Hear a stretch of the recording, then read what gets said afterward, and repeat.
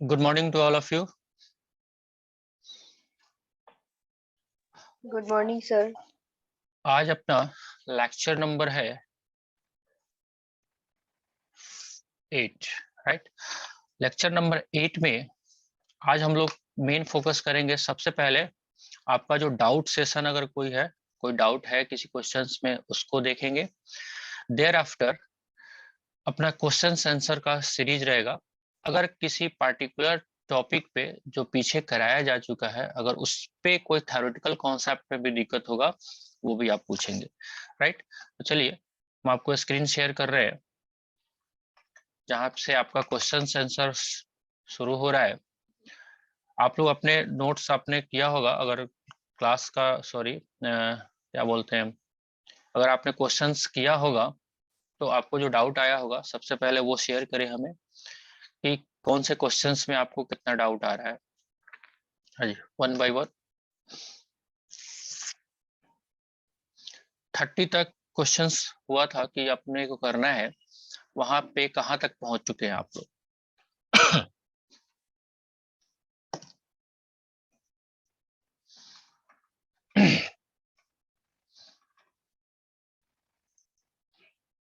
हाँ जी, फटाफट अगर समरी ले हम लोग क्या क्या कर चुके हैं। तो हमने profit and loss appropriation account बनाना देख लिया है। दूसरा, हमने पार्टनर्स कैपिटल अकाउंट जो बनाना सीखा था वो भी देख लिया। पार्टनर्स कैपिटल अकाउंट, दो मेथड इस दर प्रेस्क्राइब से, एक था आपका फिक्स मेथड एंड दूसरा था आपका फ्लक्चुएटिंग मेथड। फिक्स मेथड्स में दो लेजर हमको बनाना होता है, एक तो partners capital account as well as partners current account, right. जबकि फ्लक्चुएटिंग मेथड्स में एक ही आइटम प्रिपेयर होता है, वो है आपका पार्टनर्स कैपिटल अकाउंट, राइट। उसके बाद एक दो और छोटा छोटा कॉन्सेप्ट किया हमने, जैसे इंटरेस्ट ऑन कैपिटल निकालना, इंटरेस्ट ऑन कैपिटल कैसे निकाला जाता है वो देखा था हमने। And fourth, interest on drawing, interest on drawing को कैलकुलेट करना भी हमने देखा हुआ था, राइट। अभी तक इतना ही पॉइंट्स किया गया है। पीएल एप्रोप्रिएशन अकाउंट बनाना, पार्टनर्स कैपिटल अकाउंट्स प्रिपेयर करना, इंटरेस्ट ऑन ड्राइंग कैलकुलेट करना and interest on capital calculate करना।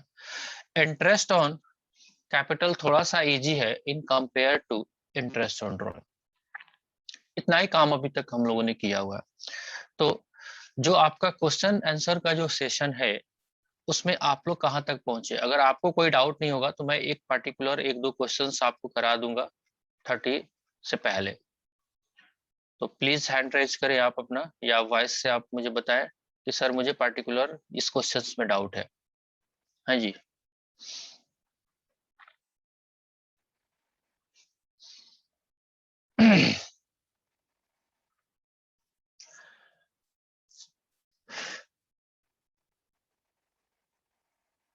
किसी को डाउट नहीं है? दो चीजें हो सकती है, अगर डाउट नहीं आ रहा है तो दो सिचुएशंस हो सकते हैं। फर्स्ट इज, अगर आपको डाउट नहीं है तो दो चीज हो सकती है, या तो पूरा समझ में आएगा, ऑल कॉन्सेप्ट क्लियर, राइट, या ऑल क्लियर भी हो सकता है, सब माथे के ऊपर से गया, ऑल क्लियर कौन से वाले में है? तो ऑल कॉन्सेप्ट क्लियर वाले में है तब तो बेहतर है, इसमें मत आइएगा, राइट। हाँ जी सर बोलिए। बोलिए। सर वो जो टीचमेंट वाला डॉक्यूमेंट्स के अंदर जो नोट्स है उसके अंदर तो क्वेश्चन दिख ही नहीं रहा है, मतलब वो 6 पेज दिख का रहा है, बस नोट्स ही है। वो क्वेश्चंस है, वो आपको व्यू नहीं हो रहा है तो आप एक काम करेंगे। अगर आपको करना है तो थोड़ा सा अगर नोट्स आपने अगर देखा होगा, राइट, ये नोट्स मैंने आपको शेयर किया हुआ है, आपको व्यू हो रहा है अभी। ये नोट्स जो आपने जैसे इंटरेस्ट ऑन ड्राइंग का कॉन्सेप्ट है, इस नोट्स में भी दिया हुआ है आपको, और उसके नीचे एग्जाम्पल पड़ा हुआ है, देख रहे हैं आप? ये वाला नोट तो आपको व्यू हो रहा होगा, जो फर्स्ट डे हमने पार्टनरशिप सर का। बुक से नहीं कर सकते क्या? तो बुक्स आप लोग खरीदेंगे तभी तो, बुक्स का ही तो सारा सर मेरे कॉन्सेप्ट पास है। है। मैंने तो अभी आपको क्या किया हुआ है, अभी आपके पास फिलहाल बुक नहीं है, तब तो मैंने ये दिया हुआ है ना, ये वाला क्वेश्चन, ताकि आपका काम रुके नहीं। अगर आप बुक खरीदोगे तो बुक में भी तो यही क्वेश्चन है, कोई दूसरा थोड़ी है, सारे बुक के ही यस सर। क्वेश्चन है, डीके गोयल का बुक ही है ये।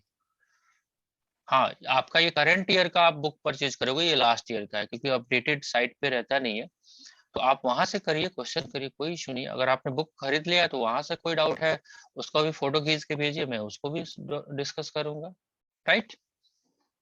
देखिए, मेन चीज है आपको कॉन्सेप्ट समझ में आना चाहिए, क्वेश्चंस समझ में आना चाहिए, क्वेश्चंस का आंसर बनाना चाहिए, और वो क्वेश्चन का आंसर विद लॉजिक बनना चाहिए, ऐसे नहीं कि आंसर मिला दिया बस, है ना, चाहे वो आप कहीं से पढ़ते हो, डजेंट मैटर, राइट। आ रही है बात मेरी समझ में? जो अपना यस सर। मोटो है वो ये है कि हम लोग कॉन्सेप्ट को माइन्यूटली करें, उस कॉन्सेप्ट को अप्लाई करके जो अपने पास क्वेश्चंस अवेलेबल है उसको सॉर्ट आउट करें। तभी मेन पर्पस क्या है, दो ही तो पर्पस है, फर्स्ट इज नॉलेज गेन करना, सेकंड इज क्वेश्चन सॉल्व करना। बिकॉज केवल नॉलेज रहेगा आपका तो भी एग्जाम में पास नहीं होंगे, आपको एग्जाम में क्वेश्चन ही बनाना पड़ेगा, और वो सही बनाना पड़ेगा, तभी जाके आपका एग्जाम क्लियर होगा, right. Are you agree with मी?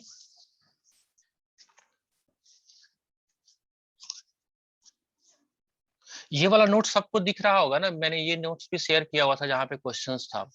अच्छा, इसमें से ये बताइए कितने लोगों के पास बुक अवेलेबल हो चुका है? हाँ जी, बुक किसके किस पास आ चुका है? सर मेरे पास अभी टीएस ग्रीवाल है। डीके अच्छा, गोयल 10 को आएगा। अच्छा, तो इसीलिए तो मैंने क्या किया हुआ है, जब तक बुक नहीं है आपके पास, उसी पीरियड के लिए मैंने ये क्वेश्चन आंसर आपको दिया हुआ है, ये क्वेश्चन ही है आपके डीके गोयल सर का, राइट। तो अभी यहाँ पे क्वेश्चंस है, ठीक है, जब तक सामने फिजिकल बुक्स नहीं रहेगा तब तक थोड़ा सा आपका क्या बोलते हैं, शार्पनेस नहीं बढ़ेगा, बट इन मीनवाइल आप क्या कर सकते हो, अगर बुक अवेलेबल नहीं है तो खाली बैठने से बढ़िया है कि कुछ ना कुछ कर लिया जाए, मतलब something is better than nothing. अगर आप कुछ भी नहीं कर पा रहे हो और कुछ कर ले रहे हो, दैट इज फार बेटर, है कि नहीं है? चलिए बाकी और लोग, आयुष, हाँ जी, आयुष है आज, आयुष, आदित्य, आप लोगों को क्वेश्चन में डाउट हुआ है? सर अभी 3 तक बना है सर। भैया ऐसा है, आप सोच रहे हैं कि 11th वाला कॉन्सेप्ट को अगर लगा लोगे, मैं पहले ही आपको आगाह कर देना चाहता हूं, अगर पर डे, मैं बता रहा हूं, अगर पर डे आप क्लास करोगे ना, तो भी दिसंबर तक, दिसंबर 2021 तक कोर्स कंप्लीट हो जाए तो बहुत बड़ी बात है। बहुत हैवी सिलेबस है, मैं आपको डरा नहीं रहा हूँ, आप 11th से कंपेयर इसको मत करिए। आपका 3 वॉल्यूम में बुक्स अवेलेबल होगा, आप डीके गोयल का बुक जब खरीद के लाओगे तो 3 बुक है उसमें, एक पार्टनरशिप है, इसी में आपको 2 महीने लग जाने वाले हैं। उसके बाद कैश फ्लो स्टेटमेंट है, कंपनी अकाउंट है, एनपीओज है ना, रेशियो एनालिसिस है, बहुत सारा चैप्टर है। अगर इस रेशियो में अगर रहेंगे, आज अपना लेक्चर नंबर है 8, अगर 8वें लेक्चर में भी आप 3 क्वेश्चंस कर रहे हो तो स्पीड आपका वाकई काबिले तारीफ है। इस तरह तो आप क्वेश्चंस अगर देखें आप, तो आप पार्टनरशिप का ये पहला चैप्टर है, ऐसे करके आपको 5-6 चैप्टर हैं, आप नंबर ऑफ क्वेश्चंस देख लीजिए, आपको अंदाजा लग जाएगा कि कितना वर्क करना है हमको, राइट। आप एक बार देख लीजिए, नंबर ऑफ क्वेश्चंस हर एक चैप्टर में 80, 85, 90, ऐसे 115 क्वेश्चन है इसमें। अब लगा लो डिवाइड करके, अगर 3 क्वेश्चंस करते हो 8 दिन में, 115 क्वेश्चंस कितना दिन में, सिंपल मैथमेटिक्स है। देखिए, काम तो करना आप ही को है, मेरा काम एक गाइडेंस का होता है। कोई भी टीचर क्या करता है, आपको एक लकीर खींच देगा कि हाँ जी इस लकीर पे आपको चलना है, काम तो आपको ही करना है, राइट। जब तक आप खुद से हाथ से प्रैक्टिस नहीं करोगे, आपसे एग्जाम में क्वेश्चंस नहीं बनेगा। और ये एक बार नहीं करना पड़ेगा, एटलीस्ट आपको 3 टाइम्स रिविजन्स करना पड़ेगा पूरा बुक का, तभी जाके अकाउंट्स का क्वेश्चन एग्जाम में आपका सॉल्व हो पाएगा। राइट, चलिए फिलहाल आप लोगों को अगर कोई डाउट नहीं है तो मेरा काम है कि 1-2 क्वेश्चंस को आपको डिस्कस कर दे, तभी जाके ऑब्जेक्टिव या अपना पर्पस सॉल्व हो पाएगा। अगर डाउट नहीं है तो बहुत अच्छी बात है, फिर भी एक बार मेरे एंगल से 1-2 क्वेश्चन जो 30 नंबर एग्जाम्पल से पहले है उसको मैं डिस्कस कर देना चाहता हूँ।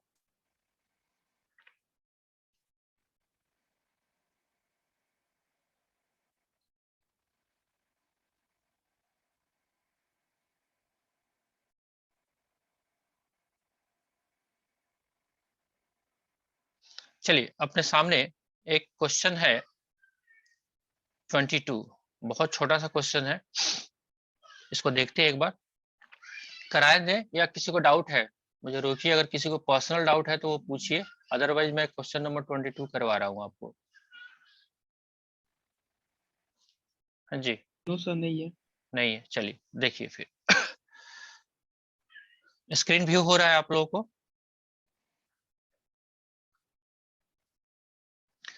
X and Y are partner in a firm sharing profit loss in the ratio of 3:2। तो X और Y अपने पास पार्टनर है, मैं यहीं पे कर रहा हूँ, X और Y पार्टनर है और इनका रेशियो क्या है 3:2। That means 3/5 and 2/5, right? X and Y are partner in a firm sharing profit loss in the ratio of 3:2 with capitals of rupees 10 lakhs and 5 lakhs respectively। तो इन्होंने अपना पूंजी लगाया 10 लाख और 5 लाख रुपया, right? As per the partnership deed, they are to be allowed interest on capital at the rate of 8% per annum. The net profit for the year ended 31st March 2016 before providing interest on capital। interest on capital को लगाने से पहले आपके पास कितना profit था? 45,000 का। कह रहा है so the distribution of the profit, आप प्रॉफिट का डिस्ट्रीब्यूशन को आप शो ऑफ करिए, राइट? तो बहुत सिंपल क्वेश्चन है, बहुत मुश्किल नहीं है, फिर भी एक बार देखिए अपने को करना क्या है। इसमें हमको रिक्वायरमेंट कर रहा है profit and loss appropriation account बनाने के लिए, राइट? और प्रॉफिट आपको दिया हुआ है by profit and loss accounts, कितना, हाउ मच, नेट प्रॉफिट आपको दिया हुआ है 45,000 का, राइट? और सिंपल वे में आपको कह रहा है कि आपके पास 10 लाख का कैपिटल है एक्स का एंड 5 लाख का कैपिटल है वाई का, राइट? अब देखिए अगर हम बात करें एक्स का इंटरेस्ट अगर निकालोगे तो सिंपल सा 10 lakh into 8 divided by 100, how much, 80,000, and 5 lakhs into 8 divided by 100, 40,000. How much interest on capital is calculated? 1,20,000. अब सवाल ये है, मैंने पहले भी डिस्कस किया हुआ था कि अपने पास टोटल प्रॉफिट 45,000 ही है और मेरा इंटरेस्ट ऑन कैपिटल जो है वो निकल के आ रहा है 1,20,000 रुपया। अब क्या ये पॉसिबल है कि 1,20,000 रुपया इंटरेस्ट दिया जाए?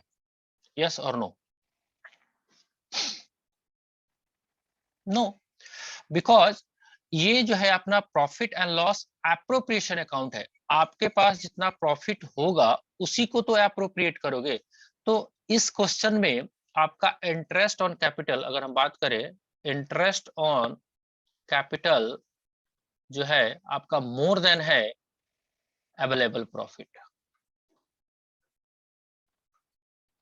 इन दिस केस हमको क्या करना है, जो भी इंटरेस्ट ऑन कैपिटल निकल के आएगा उसको रोक के कहां तक रखना है, उसको रोक के रखना है अवेलेबल प्रॉफिट तक।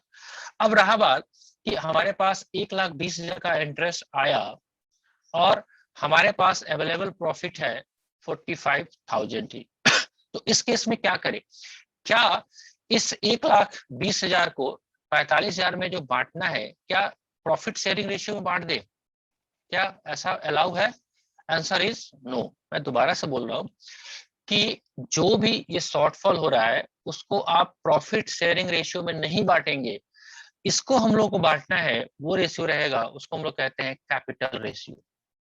कैपिटल रेशियो यानी कि कैपिटल रेशियो में आपको डिस्ट्रीब्यूट करने के लिए कहा जाएगा। तो आपको क्या करना है, हमारे पास जो भी इनका कैपिटल है, आप एक बार वर्किंग यहाँ पे करेंगे, थोड़ा सा यहाँ पे यहीं पे कर देते हैं हम। आपके पास 45,000 का इंटरेस्ट के लिए प्रॉफिट अवेलेबल है। अगर हम बात करें इनका कैपिटल कितना था, 10 लाख और 5 लाख, इसका रेशियो अगर निकालेंगे हम तो 10 lakhs इज टू 5 lakhs। अगर इसको तोड़े थोड़ा सा शॉर्ट में तो 5 1 1 2 यानी कि 2:1। तो हमारे पास 2:1 आपका कैपिटल रेशियो हो जाएगा। तो 2:1 का मतलब हो गया 2 divide by 3 and 45,000 into 1 divided by 3, how much? 30,000 and 15,000। तो इस क्वेश्चन से हमको क्या सीख मिला, इससे ये सीख मिला कि भले ही आपका जो कैलकुलेशन है वो निकल के आ रहा है एक्चुअल में, तो आपको कंपेयर करना पड़ेगा कि क्या उतना मेरे पास प्रॉफिट अवेलेबल है। अगर है तो कोई इशू नहीं, प्रोसीड्स करिए। अगर नहीं तो हमको क्या करना पड़ेगा, हमको जितना प्रॉफिट है वहीं तक इसको रोक के रखना पड़ेगा। राइट, ये बात समझ में आ रहा है सबको? हाँ जी, ये जो टॉपिक sir. मैंने अभी डिस्कस किया सबको समझ में आया है? कोई डाउट है तो मुझे रोक के पूछ लीजिए, आप अपना पर्सनली फिर डाउट। इसमें हाँ बोलिए बोलिए, सुन रहे हैं। By by profit and loss account जो है वो 45,000 दिया है, तो हाँ उसके अंदर में ही हमको वो शेयर करना है। हाँ, जाहिर सी बात है, मैं आपको कह रहा हूँ अगर दूसरे वे में अगर एग्जांपल को आप लेने के लिए कोशिश करेंगे, तो बाकी का पैसा बाकी का पैसा, देखिए यही कॉन्सेप्ट थोड़ा सा आपको गेन करना है। मेरा पर्पस भी यही है कि केवल क्वेश्चंस आप ना करें। देखिए हम ये कह रहे हैं, सिंपल सा एक एग्जांपल लेते हैं। मान लेते हैं आपके पापा ने आपको 45,000 रुपया दिया हुआ है, राइट। जो क्वेश्चंस का डेटा है वही हम ले रहे हैं। आपके पापा ने आपको 45,000 रुपया दिया और एक सामान का लिस्ट पकड़ा दिया, राइट, कि आप ये खरीदना, ये खरीदना, ये खरीदना। तो अपने केस में मान लेते हैं 2 सामान का लिस्ट पकड़ा दिया। कितना कितना था, अगर ध्यान से देखेंगे तो 2 सामान का लिस्ट था, जिसमें एक 80,000 का दाम था, एक 40,000 का दाम था। ये निकल के आया। तो ए सामान का दाम 80,000 और बी सामान का दाम 40,000, राइट। ये खरीदने के लिए दिया गया, आपको ये लिस्ट पकड़ा दिया गया। क्या ये पॉसिबल है कि आप ये सामान खरीद पाओ 1,20,000 का? यस और नो? यस नो, यस, कैसे खरीद लोगे? 45,000 रुपया पॉकेट में है और 1,20,000 का सामान खरीद लेंगे क्या हम लोग? ये पॉसिबल है? No sir. नहीं पॉसिबल है। तो हमको क्या करना पड़ेगा, हमको सामान उसी वे में करना पड़ेगा एडजस्टमेंट, ताकि मेरा 45,000 में वो सामान हो जाए। देखिए थोड़ा सा अभी आप लोग बिल्कुल नए हैं इस चैप्टर में, एक चीज और मैं डिस्कस कर देना चाहता हूं। जब आपका टॉपिक चला है, मैंने पहले भी बोला था कि एक तो अपने पास प्रॉफिट एंड लॉस अकाउंट होता है, राइट, और दूसरा हम लोग जो प्रिपेयर कर रहे हैं वो कर रहे हैं profit and loss appropriation account. इस दोनों में क्या डिफरेंस है? मैंने उस दिन भी बोला था, क्यों इंटरेस्ट ऑन कैपिटल यहीं पे दिया जा रहा है, इंटरेस्ट ऑन कैपिटल यहीं पे क्यों, क्यों यहां नहीं? सवाल मैंने उठाया भी था पहले भी, इंटरेस्ट ऑन कैपिटल यहां पे क्यों नहीं? मतलब मैंने बता तो दिया आपको कि पीएल अकाउंट में आप इंटरेस्ट ऑन कैपिटल को मत लिखना। कहां पे लिखना? पीएल अप्रोप्रिएशन में। मेरा सवाल ये है, क्यों? सर मेरा मन कर रहा है पीएल अकाउंट में लिखने का। आप एज ए स्टूडेंट मुझसे सवाल पूछ सकते हो, आपका राइट है। आप पूछिए कि सर आपने पीएल अकाउंट में क्यों नहीं इंटरेस्ट ऑन कैपिटल को डाला? इसका जवाब देना मेरा दायित्व बनता है। वो देखिए, अगर हम बात करें, अगर थोड़ा सा बेसिक कॉन्सेप्ट की बात, तो बेसिक कॉन्सेप्ट पे जाओगे तो आपको पता चलेगा कि मान लेते हैं ये मेरा फॉर्म है, पार्टनरशिप फॉर्म है ये, और इसमें 2 लोग पार्टनर हैं, ए और बी, और इंटरेस्ट ऑन कैपिटल कौन सा लग रहा है? ये लोग जो पैसा लगाया हुआ फॉर्म में, क्या ये लोग आउटसाइडर हैं? अगर सिंपल सा बात करें कि दो लोग मिलके एक दुकान खोले हुए हैं तो दुकान किसका है? खुद का। भाई ए और बी का ही तो दुकान है। अगर वो उनका ही यस सर। दुकान है, उनको ही सैलरी लेना है, उनको ही अपने पूंजी पे इंटरेस्ट लेना है, क्या आउटसाइडर को देना है? क्या बैंक वाले को देना है? बैंक वाले को अगर 1,20,000 देना पड़ता तो देना पड़ता, उसके लिए आपका खेत बार बचे, खेत बिके, जमीन बिके, जो बिकना है बिकेगा। लेकिन इस केस में अगर आपने ये लोग कमाते ही हैं 45,000 रुपया और इनका इंटरेस्ट ऑन कैपिटल 1,20,000 आता है, तो कैसे पॉसिबल है कि अपने आप को ये एक्स्ट्रा पैसा दे दे? अगर दे भी देते हैं, अगर क्वेश्चन बोलता है कि नहीं आप चार्ज करो, कभी कभी ऐसा क्वेश्चन आएगा, उस केस में ये लॉस में कन्वर्ट हो जाएगा, राइट? तो नाम ही है कि आपको प्रॉफिट जो भी हुआ है उसको एप्रोप्रिएट करना, मतलब उसका नियोजन करना, जितना आपने कमाया है उसको पार्टनर्स के बीच में आपको डिस्ट्रीब्यूट करना, राइट? एक और कॉन्सेप्ट अभी आप देख लीजिए, थोड़ा सा टाइम लगा के, और क्योंकि आपको क्वेश्चन में अगर डाउट नहीं है, क्वेश्चंस भी मैंने उठाया और अचानक से थोड़ा सही क्वेश्चन उठ गया था।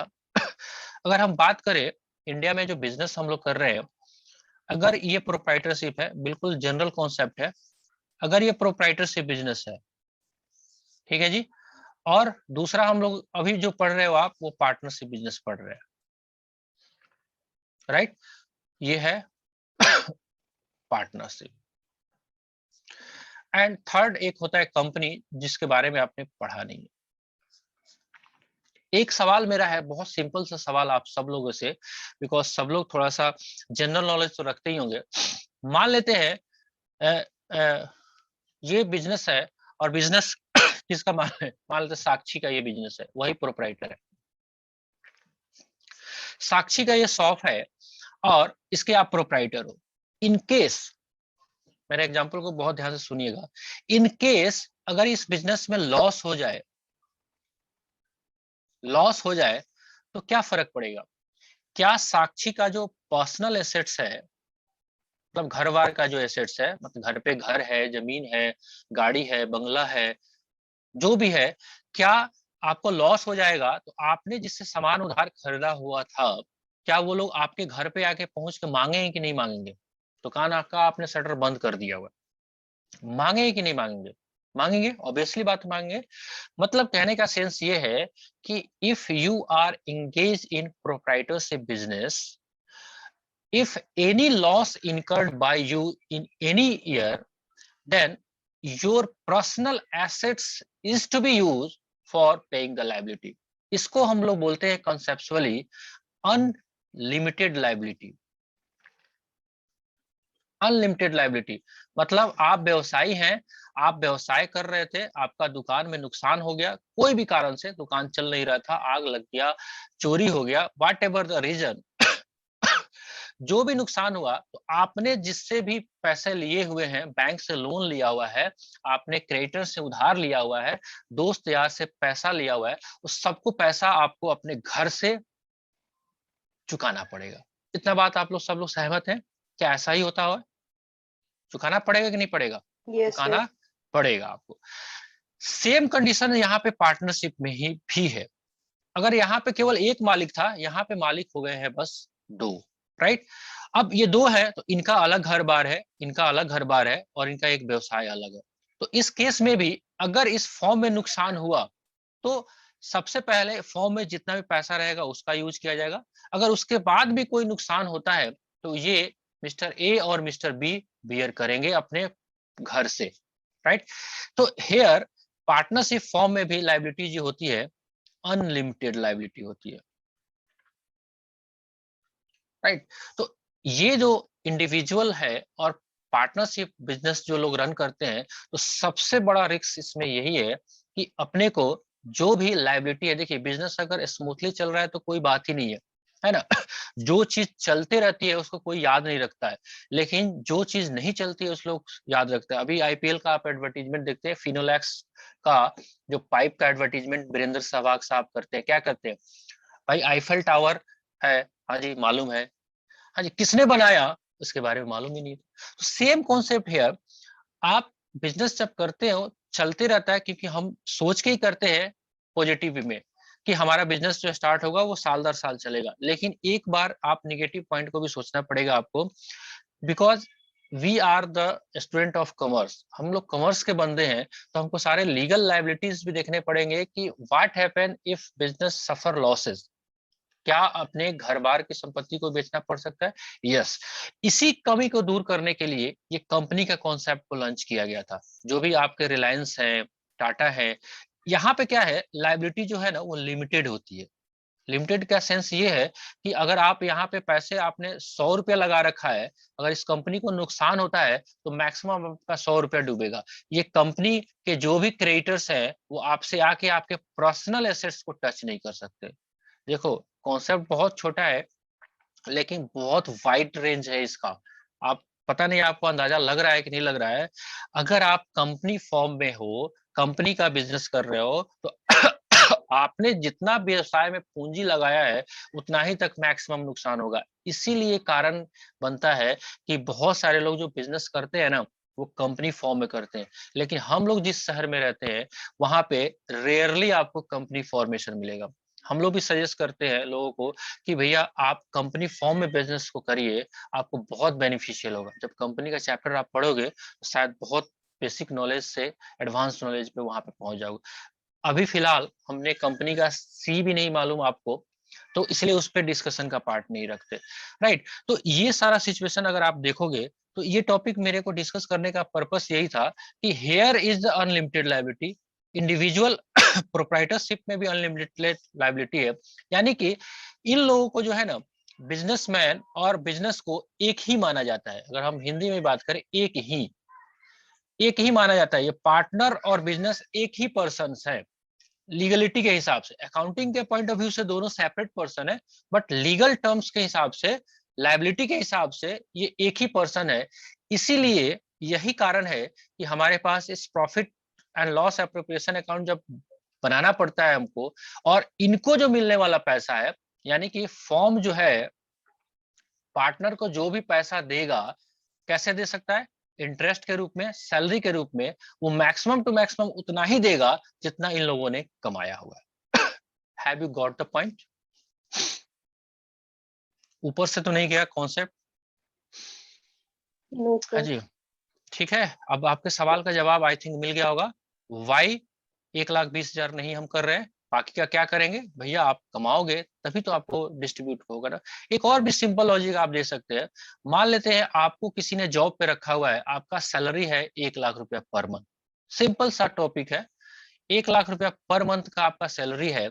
मान लेते हैं मेरा ऑफिस है राकेश शरण कंपनी सीए, आप सीए बन के आते हो और कहते हो सर मुझे भी आप अपने ऑफिस में रख लीजिए, आप ही के साथ काम कर रहे हैं, लेट्स सपोज एग्जांपल। तो आपका महीना तय होता है 1,00,000 रुपया पर मंथ। अब मैं राकेश रोशन कंपनी का पार्टनर हूं, तो मैं आपको 1,00,000 रुपया पर मंथ सैलरी देने के लिए अलाउ करता हूं। तो मुझसे आपसे काम कितना लेना पड़ेगा? एटलीस्ट मोर देन 1,00,000 के वैल्यू के बराबर। अगर आप मुझे 80,000 रुपया पर मंथ कमा के दे रहे हो, तो क्या मैं आपको जॉब पे रखूंगा या निकाल दूंगा? सिंपल सा लॉजिक है। हाँ जी, अगर मैंने आपको 1,00,000 रुपए के महीने की सैलरी पे रखा हुआ है और आप जितना काम करते हो उससे मेरे को कमाई 80,000 ही आता है, तो क्या मैं आपको जॉब पे रखूंगा? आंसर इज यस और नो? नो। नो। बिल्कुल सीधा जवाब है। तो सेम बात यही कह रहा है profit and loss appropriation account में, कि अगर इन लोगों ने 45,000 ही कमाया है तो कैसे हम इंटरेस्ट ऑन कैपिटल 1,20,000 दे दे भैया, राइट। इसके बाद भी तो मेरे पास इंफ्रास्ट्रक्चर कॉस्ट है, मतलब एटलीस्ट आपसे 1,50,000 रुपया जब तक मैं आपसे नहीं कमाऊंगा तब तक मैं आपको 1,00,000 सैलरी नहीं दूंगा। हम लोग तो ऐसा सोचते हैं ना, बचपन से ही हमारा माइंडसेट सोसाइटी का बना हुआ है कि जॉब करेंगे, कितना आसान काम होता है, चलो 1,00,000 का सैलरी मिल रहा है, अपने को क्या है ऑफिस जाना है और 1,00,000 का सैलरी उठा के आ जाना है। भैया हमने कभी ये सोचा ही नहीं है कि जो बंदा आपको 1,00,000 का सैलरी दे रहा है, एटलीस्ट आपसे 1,00,000 से 1 रुपया तो ज्यादा पक्का कमा रहा है आपसे, तभी आपको 1,00,000 सैलरी दे रहा है। इसीलिए एंटरप्रेन्योर बनने का कोशिश करिए। आपके सिलेबस में भी है ईपीएस, जो बहुत सारे लोग जो इकोनॉमिक्स नहीं लेंगे वो एपीएस भी लेते हैं, बिहार बोर्ड वाले। तो एंटरप्रेन्योरशिप बनना है, आपको उद्यमी बनना है, बिजनेसमैन बनना है, आप इस लायक बन पाए कि आप सैलरी डिस्ट्रीब्यूट करो, ना कि गेन करो, राइट? मेरे हिसाब से, बाकी सबका अपना अपना, हाँ जॉब करने में थोड़ा सा सिक्योरिटी रहता है कि काम का बर्डन, काम अगले आदमी जो दे देगा वही काम आपको करना है, बट बिजनेस में रिस्क रहता है आपके पास कि पता नहीं बिजनेस चलेगा नहीं चलेगा, एक्सेट्रा, राइट? आई थिंक आज मैंने आपको काफी जो भी कॉन्सेप्ट था, जो भी अगर डाउट अगर नहीं था तो मैंने एक क्वेश्चन उठाया और उसके ऊपर जो भी डिस्कशन रहा, आई थिंक हेल्दी डिस्कशन रहा। सब लोग सहमत हैं? हाँ जी, सब लोग को अच्छा लगा आज का कॉन्सेप्ट? Yes sir. थोड़ा सा आप यस सर। ठीक है तो आपसे रिक्वेस्ट है कि फटाफट आप लोग क्या करेंगे कि जितना जल्दी हो सके आपको सारे के सारे क्वेश्चंस आपको जल्द से जल्द आप ही को करने। एक बहुत अच्छा एग्जांपल है, उसी के साथ मैं आज क्लास को एंड करूंगा कि अगर हम बात करते हैं, ये है जी अपना घर, राइट? अगर ये घर है अपना और घर में हमने काम वाली बाई रखा हुआ है, राइट? तो काम वाली अगर बाई रखा हुआ है कपड़े धोने के लिए, अगर ये छुट्टी कर लेती है, मान लेते 2 दिन छुट्टी कर लेगी, तो घर में जो मैडम है क्या वो कपड़े धो देगी? जवाब इज नॉट। ठीक है, 2 दिन के बाद ये काम वाली बाई अगर आती हैं तो कपड़े इन्हीं को धोना है और साथ ही साथ इनका सैलरी भी कट होगा। सेम कॉन्सेप्ट आपको अपने ऊपर लगाना है। क्वेश्चन जो है वो आप ही को करने हैं। आज करिए, कल करिए, करना आप ही को है। आप नहीं करोगे तो बर्डन आपके ऊपर ही बढ़ते चलेगा। बिकॉज जब तक आपका हाथ क्वेश्चंस को नहीं बनाएगा, एग्जाम में तो मास्टर जी नहीं जाएंगे, एग्जाम में आपको ही जाना है। हाँ, उस क्वेश्चंस को बनाते समय कोई भी अगर डाउट आता है कि सर मुझे ये नहीं समझ में आ रहा है, वो लो लेवल का डाउट है या हाई लेवल का, वो आपको नहीं डिसाइड करना है। ऐसा नहीं सोचना है कि बैच में बाकी बच्चे क्या कहेंगे, ये सवाल पूछ रहे हैं, नहीं सर, आपको डाउट है, आपको पूछना है कि सर मुझे इस पर्टिकुलर पॉइंट पे डाउट हो रहा है। जैसे मैंने आपने ही पूछा कि 45,000 की जगह 1,20,000 का क्या करें, तो जब तक आप पूछोगे नहीं तब तक हेल्दी डिस्कशन नहीं होगा। तो बैच करने का मतलब ही यही है कि आपको हेल्दी डिस्कशन दिया जाए ताकि आप कॉन्सेप्ट को धीरे धीरे माइन्यूटली आप क्लियर कर पाओ, right? I think, hope so आपको थोड़ा बहुत टॉपिक समझ में आ गया होगा आप लोगों को। तो आपसे रिक्वेस्ट है कि आप लोग क्वेश्चन सारा करिए, फिर हम लोग कल मिलेंगे। सर वो राइट? टीचमेंट वाले ऐप पे वो क्वेश्चन नहीं मिल रहा है, वो आप पीडीएफ सेंड अच्छा, कर सकते हैं हम व्हाट्सएप आपको पे? व्हाट्सएप पे भेज देते हैं, अगर आपको नहीं मिल रहा है तो उसमें कोई टेंशन की बात नहीं है। ठीक है, वो आपको मैं पर्सनली भेज दे रहा हूँ, राइट? ठीक है, और कुछ नो सर। नहीं? चलिए, अगर और कुछ डाउट नहीं है तो आज हम क्लास को एंड कर रहे हैं। मिलते हैं हम लोग कल नए जोश नए उमंग के साथ। चलिए, thank you for joining the class. Good day.